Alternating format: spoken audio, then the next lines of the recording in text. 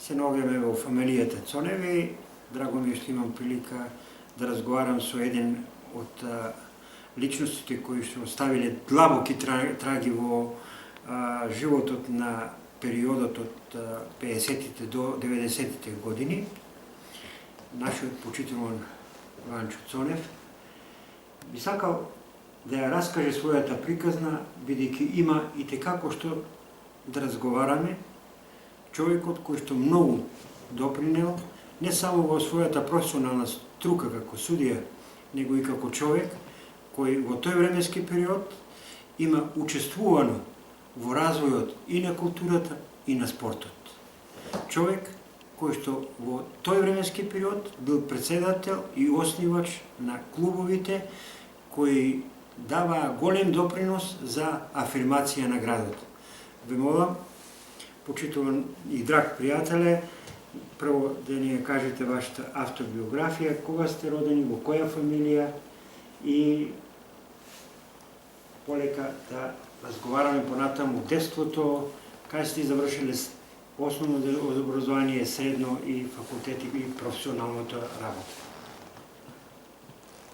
Јас сум роден во Делчево, 1945 година, во работничко семејство, 600 члена, покрај родителите, ние сме 4 деца, 2 браќа и 2 сестри.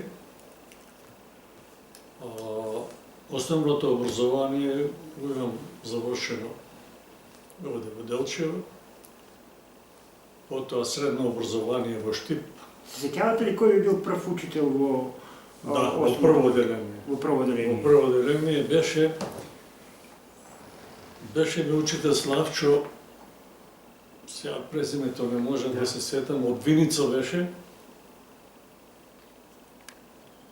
И истовремено беше активен фудбалер во фудбалскиот клуб Брегалница Делчево. После завршувањето на основното образование, јас продолжив во средна учителска школа во Штип, пошто тука во Делчево гимназијата се уште не беше почната со работа. И по завршувањето на учителска школа, една година работев како учител во село Град и по протекол на една година одлучив да ги продолжам студиите на Правниот факултет во Скопје. По завршувањето на факултетот се вработи во Основниот суд во Делчево како судиски приправник во тоа време. Такви беа условите, мораше прво да се стажира како приправник 2 години и по положувањето на правосудниот испит бев изберен за судија. Која година е тоа? 74 година, 1974 година. И после само 2-3 месеци работа беше, ме избра и за председател на судот, пошто тоа место остана упразнето. И 2 мандати, само по 4 години бев председател на судот, потоа судија и... Во која зграда бевте? Судот каде беше? Седиштето на судот беше во конфискуваната зграда на семејството Киселички од Делчево, во Старо Делчево. А 1977 година се вселивме во нова зграда, која е лоцирана на булевар Македонија, непосредно до село Делчево, со убави модерни простори, многу функционална зграда. Можеби таа беше во тоа време една од најфункционалните згради во Републиката. Бар така тврдеа и тие од Министерството за правда, кои често ме посетуваа, и гостите од повисоките судови. Сеќавате на постарите колеги кога сте дојдени прв пат? Да. Овој суд е формиран 1952-53 година, беше така. После неговото формирање, една година беше пренесено во Берово, за да само после една година во Берово повторно се врати во Делчев. Недостиг на кадри имаше и тогаш, и нешто подоцна, и колку што јас се сеќавам, повеќе работеле еден, најмногу двајца суди во тоа време и покрај зголемен прилив и обем на работа. Од поставите суди ги памтам лично, Сулейман Сулейман, кој беше од Струмица, и по неговото заминување во Струмица беше Драги Танчев, исто од Струмичко, меѓутоа подоцна судија стана на окружниот суд, сега апелационите судови, се пензионира како адвокат, па потоа Методи Андонов, известно време со Ѓорги Ѓоргиевски, и по неговото заминување јас бев изберен, меѓутоа и јас се соочував како и моите претходници со зголемен обем на работа. Многу заостаток, прилив константен и се обидовме преку разни делегирања на суди од други судови да санираме таа состојба со старите предмети и со приливот и како во меѓувреме дојде до екипирање на судот со нови суди, прво Станка Видимлиска, па Ванчо Стојковски, нешто подоцна Илија Попов и Митко Ѓоргиевски и некако плативме чекор со ажурните судови и судот дојде во редот на релативно ажурните судови во Републиката и долго време се одржуваше таа состојба. И некаква коинциденција со осипувањето на кадрите се случи 2010 година, кога јас се пензионирав, а после 2-3 години и уште 4 мои колеги, Лјупчо Стојменов, Илија Попов, Митко Ѓорѓиев и Средран Стоичовски, и остана известно време само еден судија, сегашниот председател Миле Ѓорѓиев, кој тешко се справува со предметите, затоа што приливот си остана константен за ова подрачје и некако ги решаваат состојбите со делегирање на судови од околните судови, меѓутоа тоа не е решение и јас бев во таква ситуација и ја разбирам неговата ситуација, така да што ќе донесе новото време, ќе видим. Да се вратиме малку сега назад, сепак имате голем допринос и во сферата на културата и на спортот. Кога почнавте со амбициите за бавење со спорта, а после тоа и да се поврзате со културата, со игрорната група Кут Гоце Делчев, а пред тоа и со распеани Делчевчани? Да не ја скажете и таа приказна за вашата младост. Јас спортот го сакам од детството. И со спортот се занимавав и во училиште, и во основно, и во средно. Меѓутоа, на крајот од средното училиште бев и активен фудбалер во Матишин во Брегалница 2,5 години, за да потоа се, поради студирањето се повлечам. И после вработувањето некако спонтано дојде да бидам вклучен и во културата, и во спортот, меѓутоа сега во друго својство, во својство на представник, председател на некои друштва и член на некои одбори или раководни тела во тие друштва. Како дојде до идејата за формирање на Распеани Делчевчани? Идејата за Распеани Делчевчани некако дојде спонтано и главен иницијатор за тоа беше наставникот по музичко образование Ванчо Сребров. Тој некако сам пројави желба во Делчево после повеќе години, а јас памтам дека имало и порано хор градски во Делчево, Меѓутоа, пошто во тоа време, кога он почна да пројавува иницијатива да се обнови таа традиција, веќе во Републиката почнаа да се јавуваат повеќе групи, распеани хорски групи, кои претежно негува староградски песни. Како резултат на тоа беше востановен и фестивалот на староградски средби во Охрид, кој традиционално неколку години се одржуваше. И тој од познатите што ги знаел преку школото, Така. некои лично порано што имале желба да се занимаваат со музика, и дојде ред и на мене и ми приде така.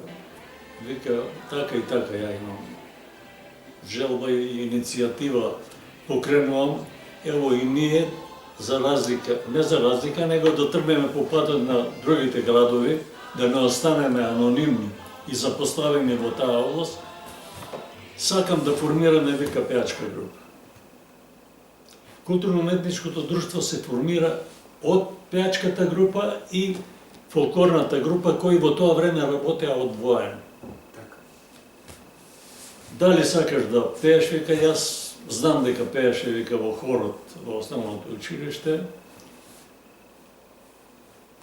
Па викам, кои други членови би биле членови на таа музичка група, и откако ми ги кажа нејните имења, па по возраст така ми одговара, викам, добро, ќе прифатам.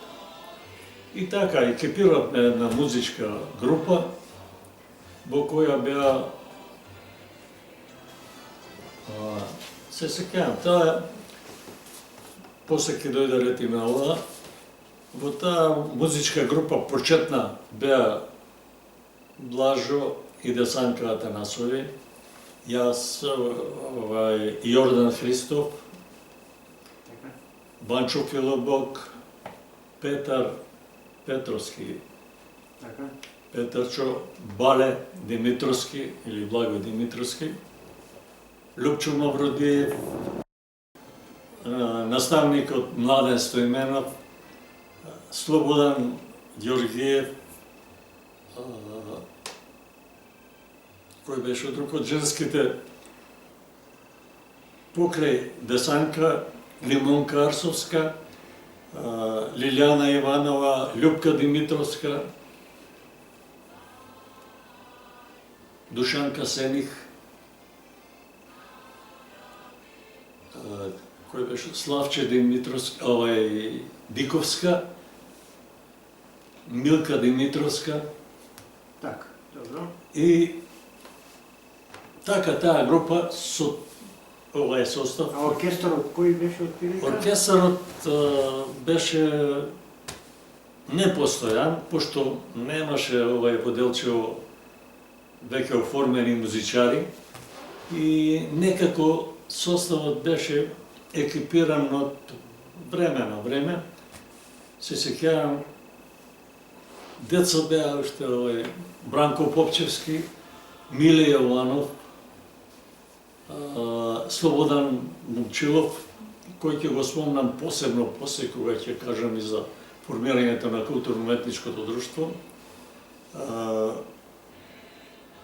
Боре Стојковски, он свираше напрем, Банчо Димитров, Благој Димитровски и некако во овај состав Кој беше кој постава... Кој беше најстар?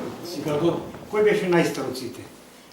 Најстар? Да. Најстар у почетниот состав беше Чичко Трајан Миленков. Аха. Он голема желба имаше да се бави и понатаму со музика, а знам дека бил и член на еден состав поранешен од старите времења, заедно со Никола Арсов Берберино, Стојан Златков, Пашата, како го вика, Уште од време на краљевина и Југославија.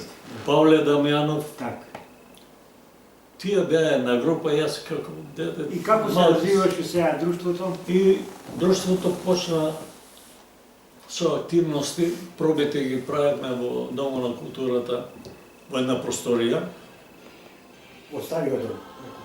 во стариот Дом на културата. Сега кај ше Беше и дом на борците, на деца на...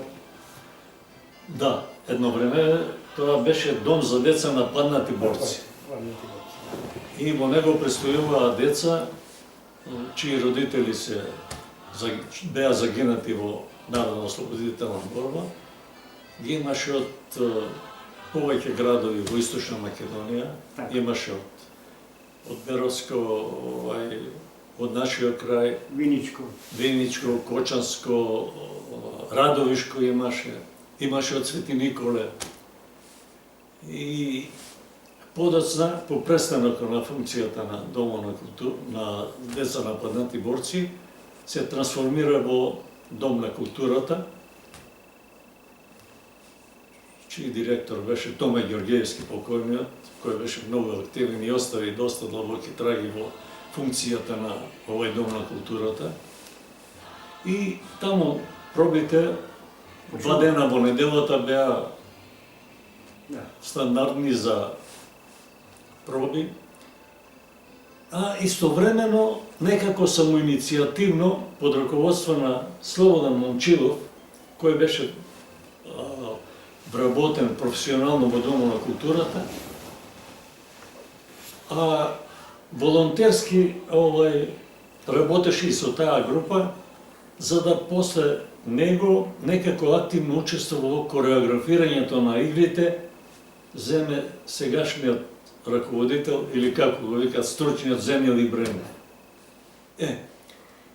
И така, почнувајќи стандардно со работа, на една проба произлезе идеја да се формира културно-уметничко друштво.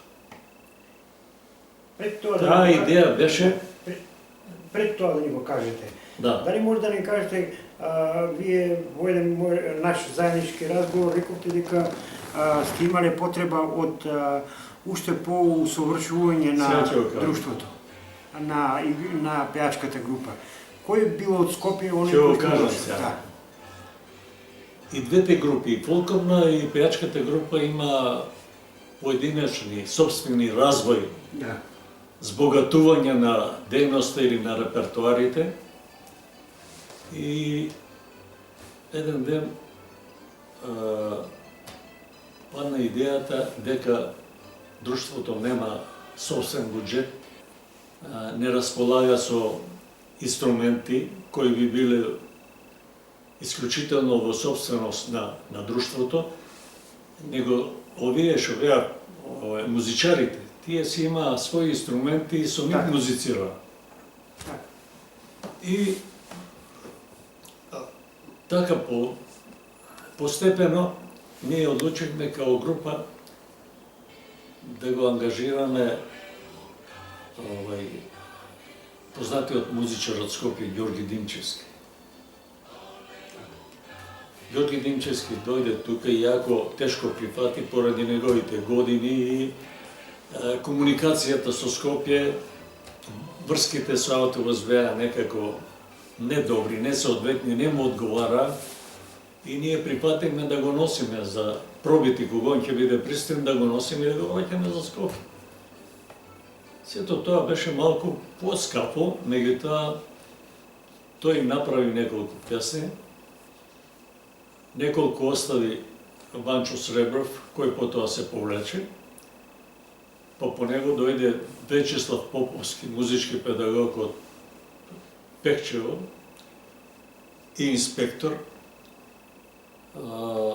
Така да направиме еден многу добар репертуар на песни и како резултат на тоа ќе дојде после до иницијатива да се сними плоча, да се нешто пренесе на носач на звук. Таа идеја ќе дојде после по формирањето на културно-уметничкото друштво. Сега, констатираме, додека беше се уште жив Панчо Сребров, дека само пеачката група, како група, не може да го држи вниманието, например, на присутните за еден концерт и не е интересно колку да би била квалитет на групата, не може да биде интересна за слушателите и им предложихме на фолклористите да се обединиме и да формираме едно културно-уметничко друштво. Прво имаше интерес од раководството на Дома на културата тоа да биде во рамките на Дома на културата, меѓутоа членовите рекоа ние сакаме сами да си имаме друштво, сами да раководиме со него, сами да го унапредуваме и поради тоа падна идејата да се формира културно-уметничко друштво. На еден од состаноците тие се согласија и фолклористите, и членовите на пеачката група и направивме едно неформално конститутивно собрание на кое мене ме избра за председател на културно-уметничкото друштво. Работата со раководењето беше друго беше самото пеење. Значи, као раководител морате да водите грижа, освен за унапредување на репертоара, мораше да се води грижа и за некаква облека, за униформа, а особено за фолклористите.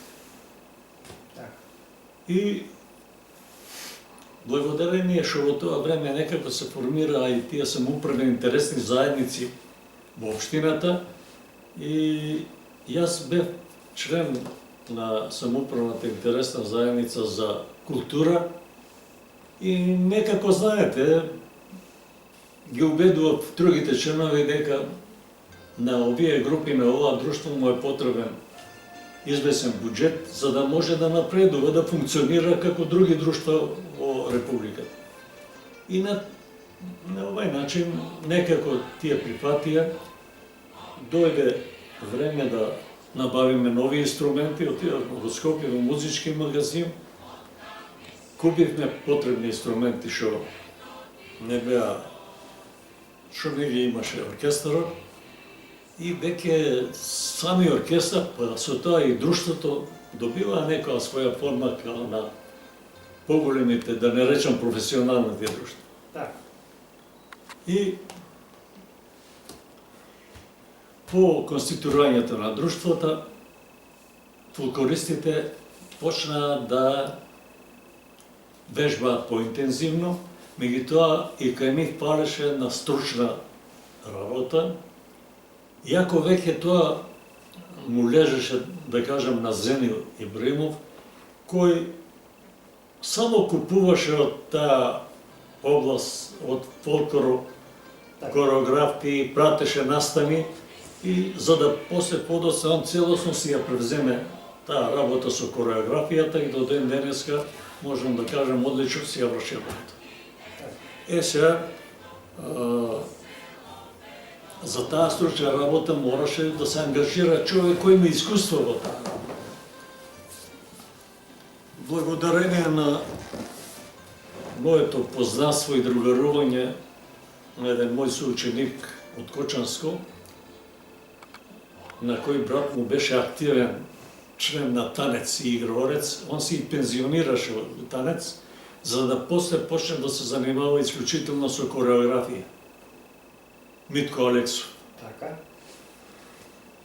Добро, ама јас со брат му разговарајќи во Скопје, пошто он се сели во Скопје, дали можеме да го ангажираме Митко или некако да го приволиме да ни помогне во таа кореографија на неколку ора. Брат му ми рече, вика он, не сака да патува надвор од Скопје, тука е доста ангажиран, меѓутоа, вика, ја ќе го убедам, вика, ево, ради мене и ради тебе, ќе го убедам да припати. И организираше еден разговор. Со него разговараме така и така, ја му кажам состојбата. Вика, не ми се иде, вика, поради комуникациите со Делчева далеко, вика, патување ово, она. Ја му предложив некои услови како на Димчевски од пеачката група и он припати. Дојде тука и човекот почна најсовесно, најпрофесионално да се ја врши работа. Јас на првите проби бев тамо да видам како работиме, како ќе се однесуваат играчите. Прво што им рече на играчите, кога ќе почне пробата, само сакам да се слуша мојот глас. Ако некој има да праша, после завршете го на пробата да праша. Инаку вика цело време сакам мојот глас да се слуша. И он ги играчите прифатија, меѓутоа он почна со таа стручна работа, знаете.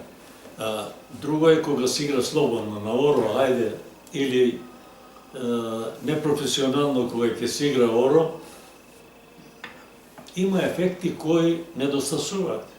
Тоа се покрети на движење, сите заедно, сите во исти правец и постави во тоа време неколку ора од сите републики во поранешната држава.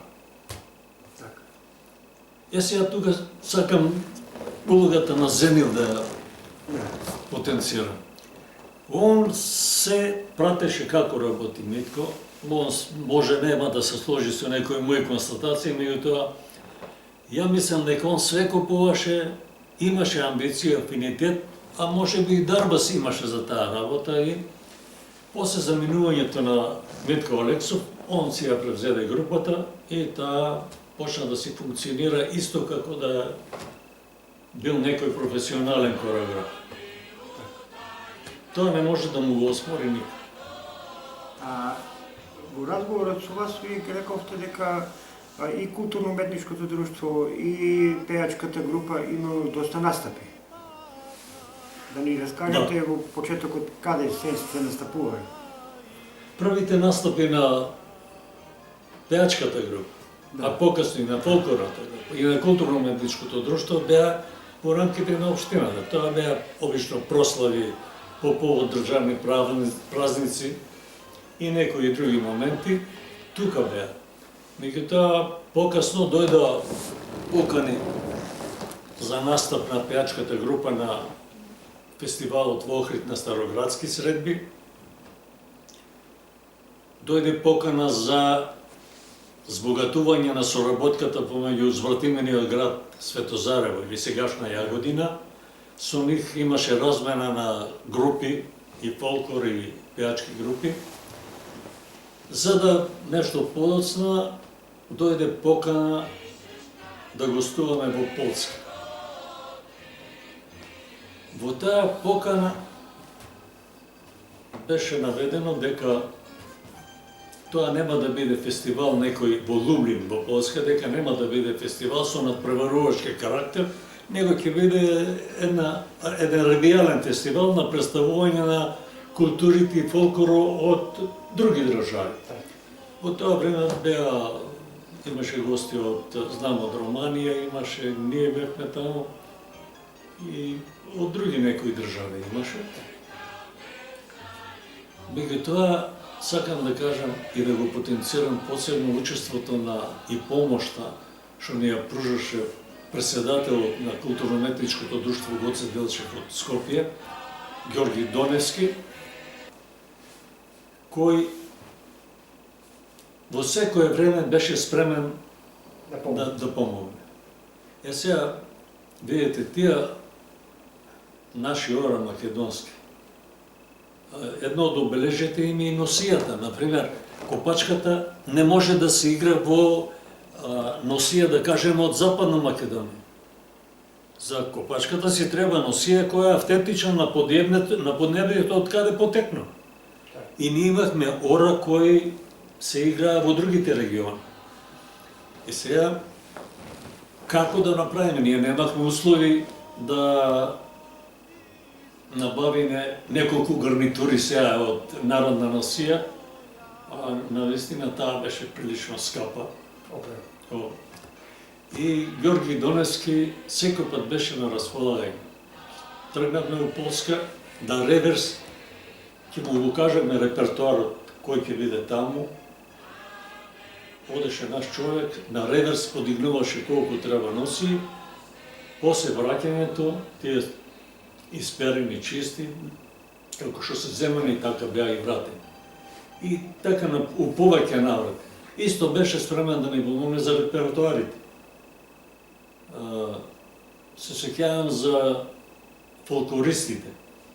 Он инсистираше нашето културно-уметничко друштво да негува фолклор кој потекнува исклучително од тоа поднебие и тоа да биде одлика на културно-уметничкото друштво. Дури рече дека вие мора да се осврнете малку на целиот Пирински крај, кој, знаеме, бил и во составот на нашата држава. Вика, ќе се снајдете, ќе кореографија ќе тражите од таму. Јас ќе ви помогнам, вика, во некои работи. И така, и друштвото доби стварно една физиономија, како што реков и на почетокот, ајде не толку професионално, меѓутоа навистина квалитетно друштво кое негуваше одличен фолклор и добри интерпретации. Освен во Полска, каде на друго место? Освен во Полска, на барање на нашите иселеници во Германија. Бевме во посета на Германија, во северна Германија, тоа беше Бохум, Хатинген. Таму имахме неколку концерти за нашите сонародници. Потоа дојде покана за гостување во Франција. Тоа беше еден фестивал во покрајната Родес. Таму имаше групи од Израел, од Бугарија, од Перу имаше групи фолклорни. И настана едно другарување таму, некако тие играорците наши, фолклористите, беа млади, меѓутоа воспоставија една комуникација со сите фолклорни групи. Иако јазик не знае, гестикулирање некој од некој јазик нешто знаат, кој ги гледавме, дури ни беше чудно како се разбираат. Земете со израелците, со раце, со ова, со гестови, некој англиски збор, некој француски и тие наоѓаа една комуникација многу непосредна. Тука ми остана еден голем печаток за време на престоја во Франција. Израелската група, тие некој пат гостувале своевремено во Скопје и некако македонскиот мелос и тогаш југословенскиот као да им беше при срце. Тие кои ќе се вратеа од концерт, гостувавме у различни градове, посебно, кои ќе се вратеа, секој пат тие влегуваа во просторијата за исхрана со Југославија. Цела сала ќе се дигнеше на нозе и им се придружуваше и ечеше цела сала само Југославија. Многу интересно. Сега малкучка да се вратиме на културно-уметничкото друштво. Вие кажавте дека и за пеачката група Гоцевите денови. Да. Сте били вие и на некој начин афирматори на Гоцевите денови во Делчево. Гоцеви денови беа установени со одлука на тогашната влада и таа средба остана традиционално. И години се одржуваше во Делчево. Меѓутоа, после, не знам, сега не се сеќавам точно која година беше, некако произлезе иницијатива и барање од представници од Скопје. Знаете, Делчево не е така големо, не може да ја афирмира манифестацијата како рецимо во Скопје што може да се афирмира и бара седиштето да се пренесе во Скопје.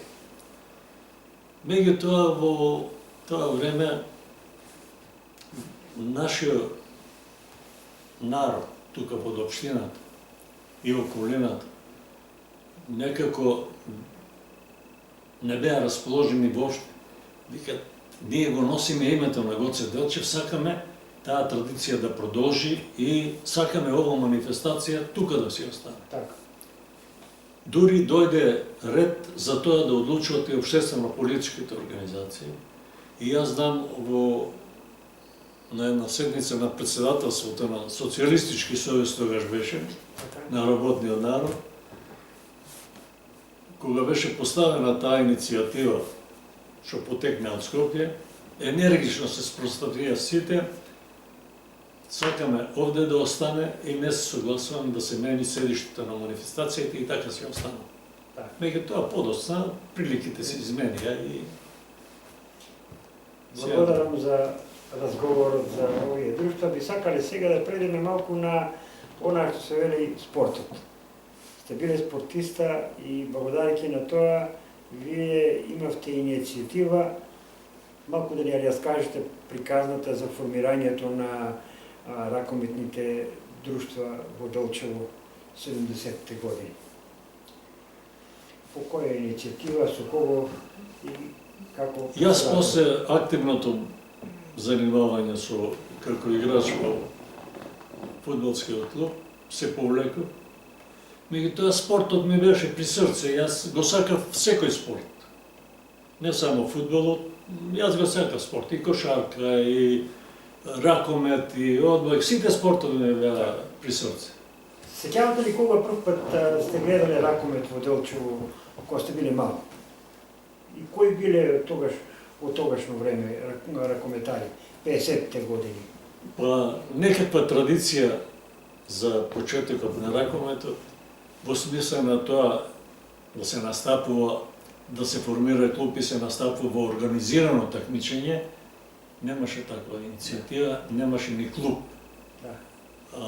Некои ракометни средби се организира на просторот помеѓу киното Ораншо Соколана и стариот дом на културата. Тука имаше еден слободен простор и повремено за празници некои државни или за патронни празници се формираше екипа и се играше. Тоа е моја видива. Се сеќавате ли на некои од тие кои играле тогаш ракомет?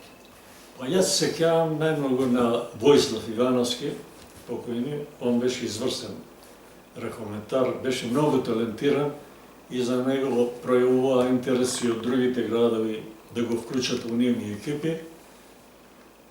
И знам дека по запишувањето во средно училиште во Берово, он продолжи тамо да се школува и мислам дека настапуваше за нивната школа.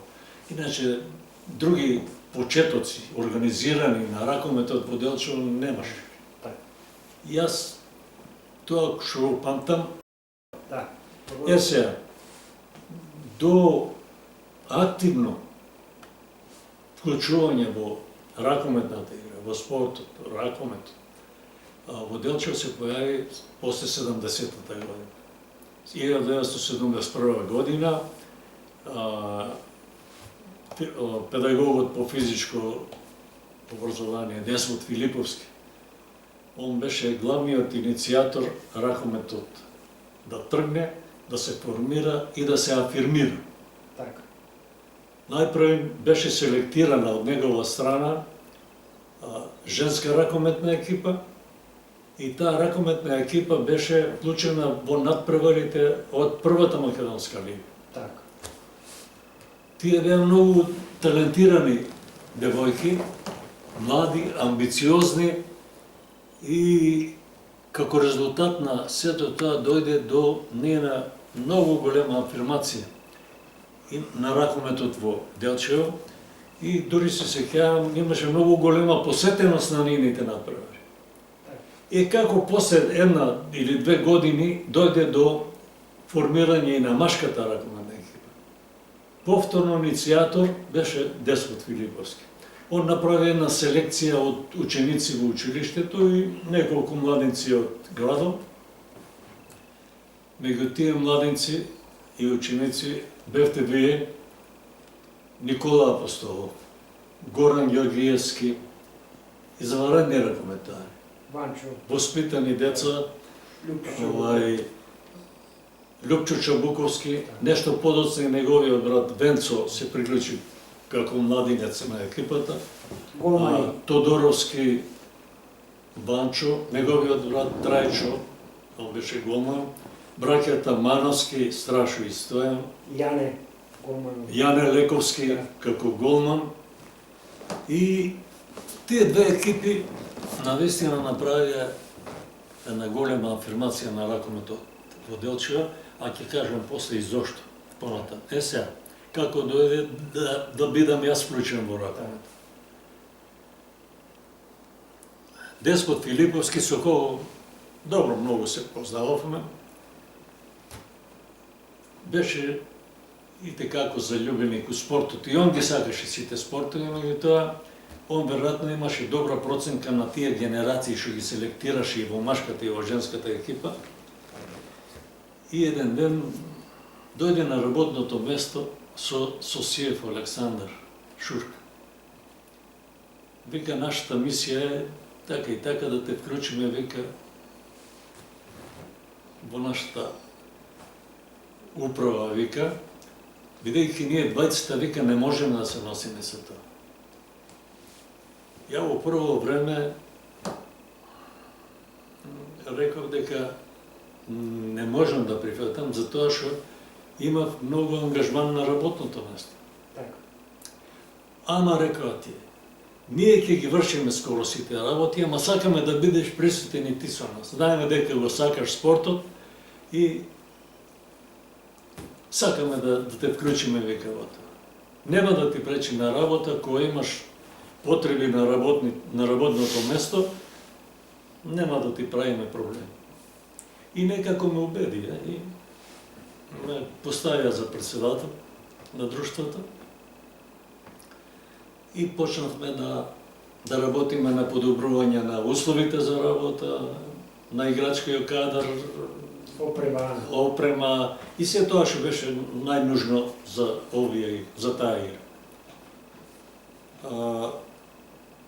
Набрзо после моето прифаќање за председател, знам дека машката екипа направи чекор повеќе од втора лига, обезбеди место да се надпревара во првата македонска лига, што за многу беше големо изненадување. И пошто тоа беа изузетно талентирани генерации и играчи, ја реков пред малку и за женските. Меѓутоа, кога почна и машката екипа, едно време повеќе гледачи имаше на ракометните надпревари отколку на фудбалските надпревари што ги играше Брегалница. И имаше проблеми. Во аматерскиот спорт е многу потешко да се работи него во професионалниот спорт. Тука немате собствен буџет. Во професионалниот спорт има донатор, има газди кои обезбедуваат средства за екипите и немат проблем. Меѓутоа кај нас беше тешко. Мораше да се барат средства за опрема, што рекол, да се пречекат судиите, да им се обезбедат патни трошкови, да се обезбеди гостување, превози, поготово за гостување надвор од Делчево, па еден оброк најмалку да се обезбеди за играчите.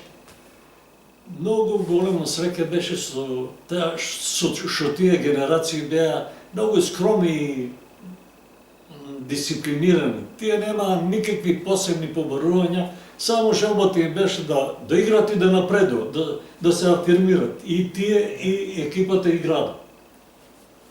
И како резултат на целата таа работа и сите тие активности, јас бев изненаден кога еден ден ми се јави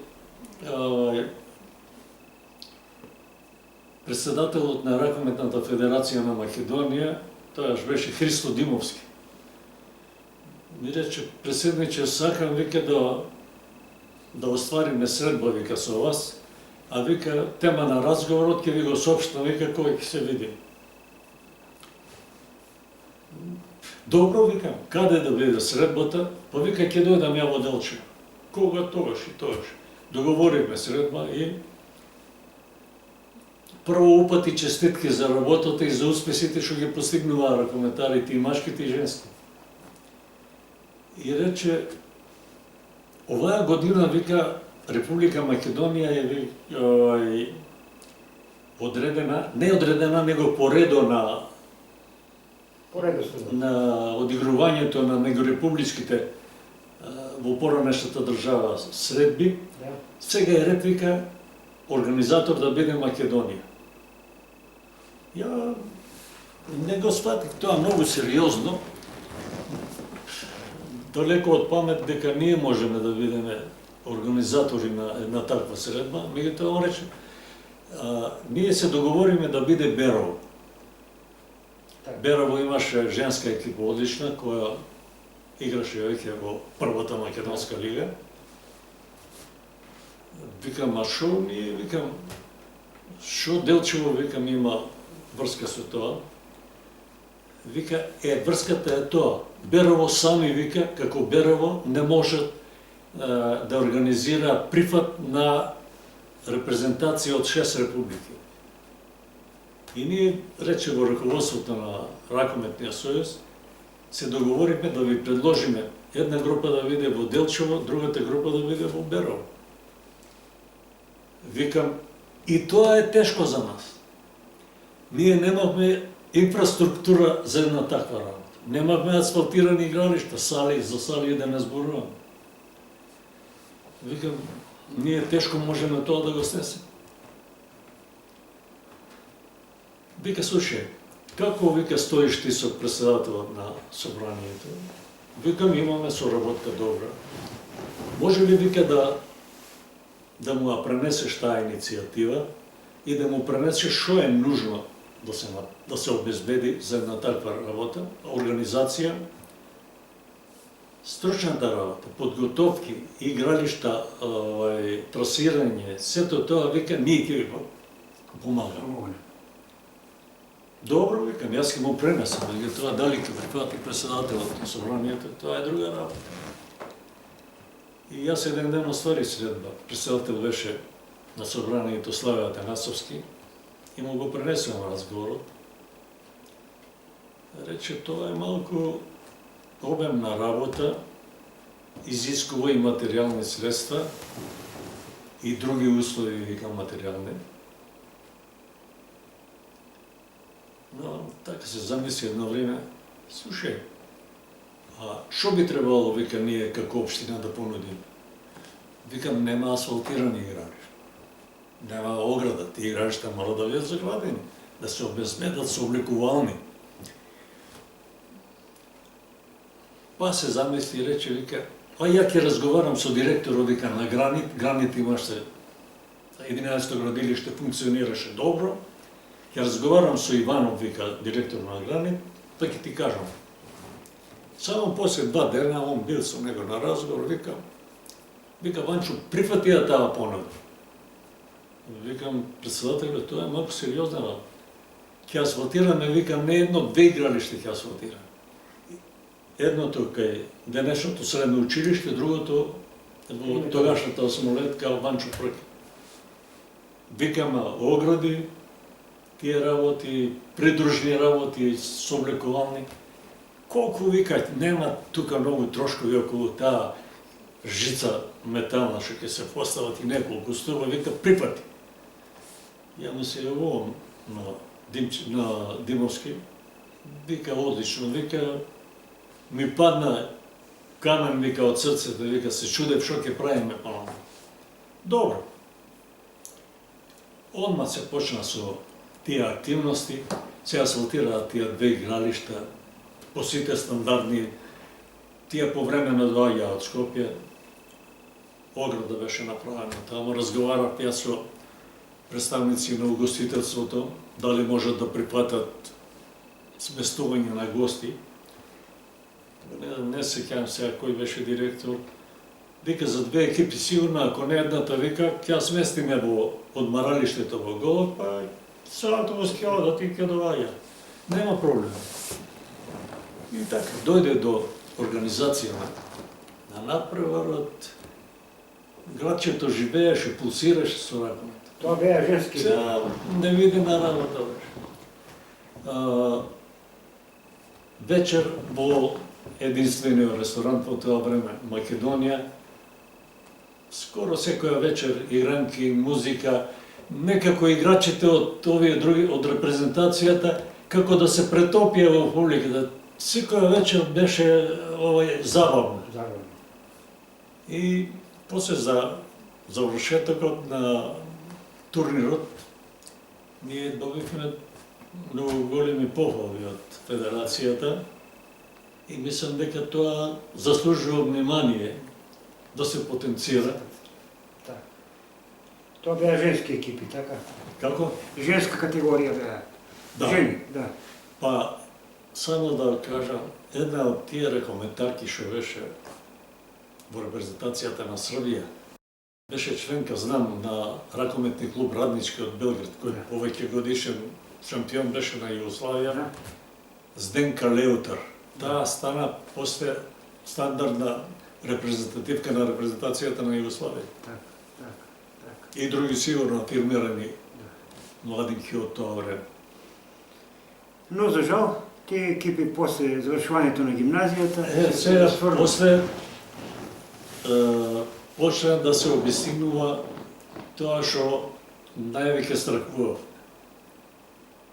Вие, машката екипа, бевте веќе во завршна година на училиштето, на средно образование и со тренерот Деспот разговарам, векаме, тие се добри деца, примерни ученици се, тие ќе сакат да си го продолжат образованието, тешко ќе биде да ја задржиме екипата. Некако кај тие помлади, што беа после вашата генерација, немаше некој посебен интерес да се попунат тие места, а може би и немаше талент за таква работа. Вие бевте исклучително талентирана генерација, што тоа го сите признават.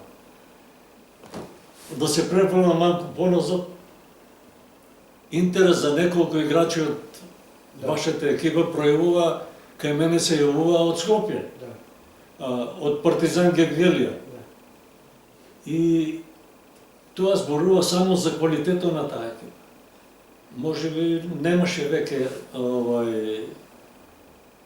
деца кои сметаа дека можат да ве заменат. Но и двојца војници се заќавате, така? Како? Двојца војници имаше од царот. Па да го задржиме реномето на клубот и да обезбедиме што повисоко место на табелата, ние регистрирахме и 20 играчи кои биле стандардни во Босна и Херцеговина, од кои Партизан Белор. Од Белор, Партизан. Знам од Добој имаше. И од Добој, да. Од Добој имаше 20 и ги регистрирахме и нив. Екипата беше, што да кажам, професионална. Так.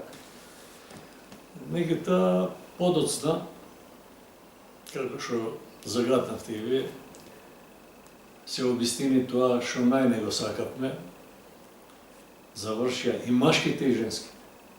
Некако истовремено дојде до таа смена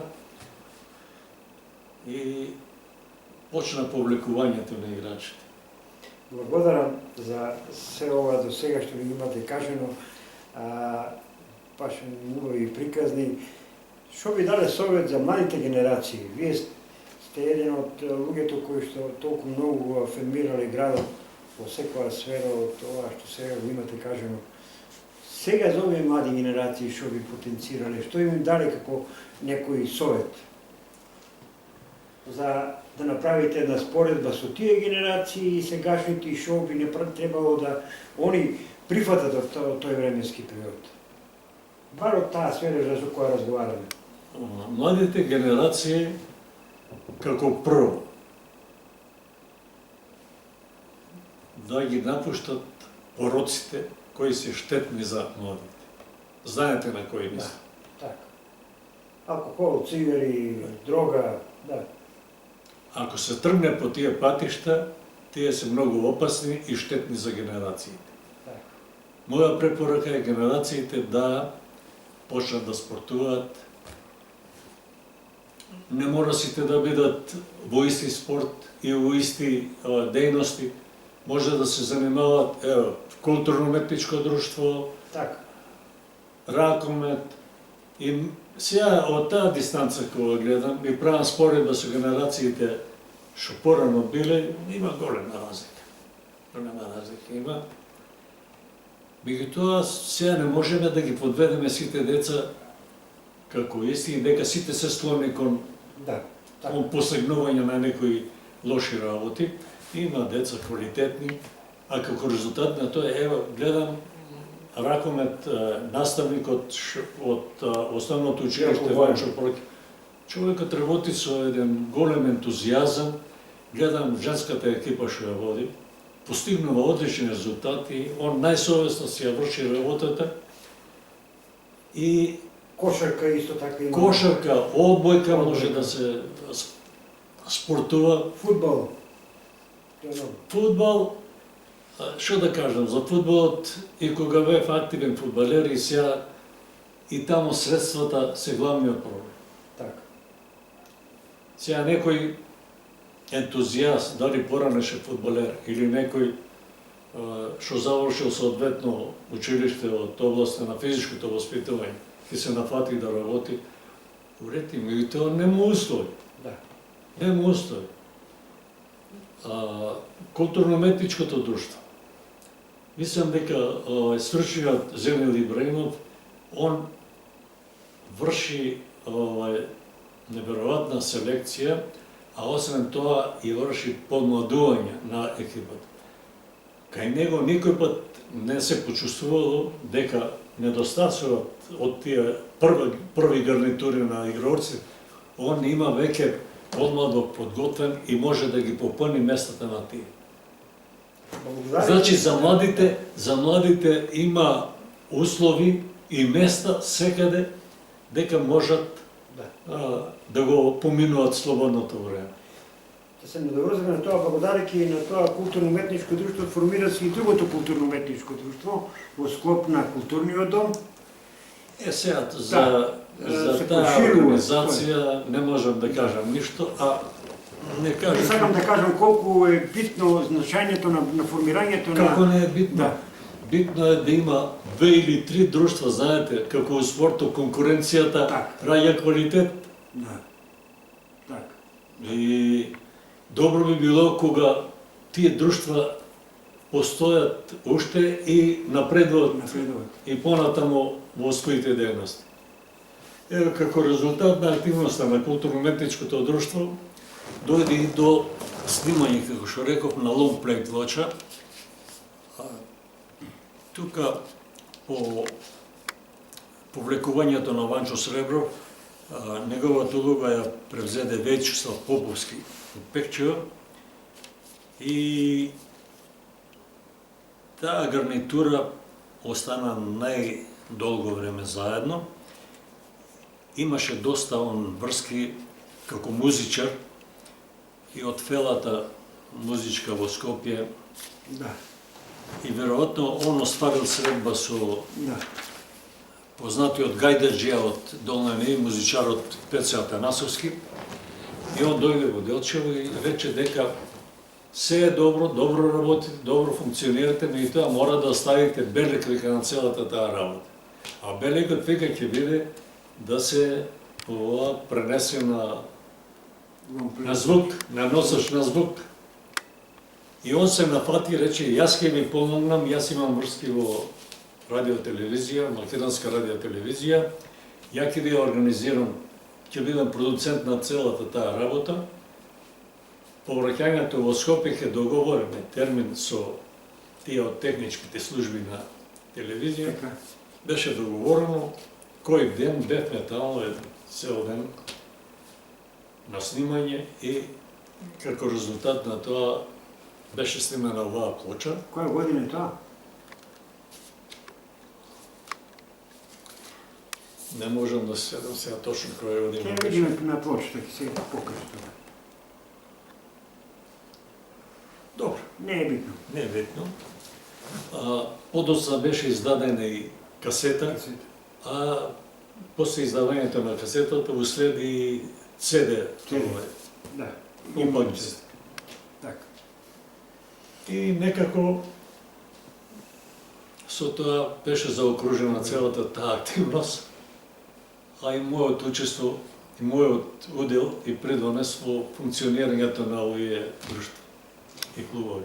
Благодарам многу, да сте ни здрави и живи, уште многу години да уживате во она што се случува од сферата на културата и на спортот и да давате допринос на ваков начин за иднината на ова мало градче. Благодарам, ја ви пожелувам добро здравје и на вас, да се занимавате и да продолжите уште повеќе години со таа работа што ја работите. Информиран сум дека вие припремате доста материјали од овие дејности. Тоа сигурно ќе биде обзнано, озваничено преку дали соодветен материјал пишан или музички ќе биде. Ова, значи ние сме поделени во 3 дела, да слободно можеме да ви кажеме.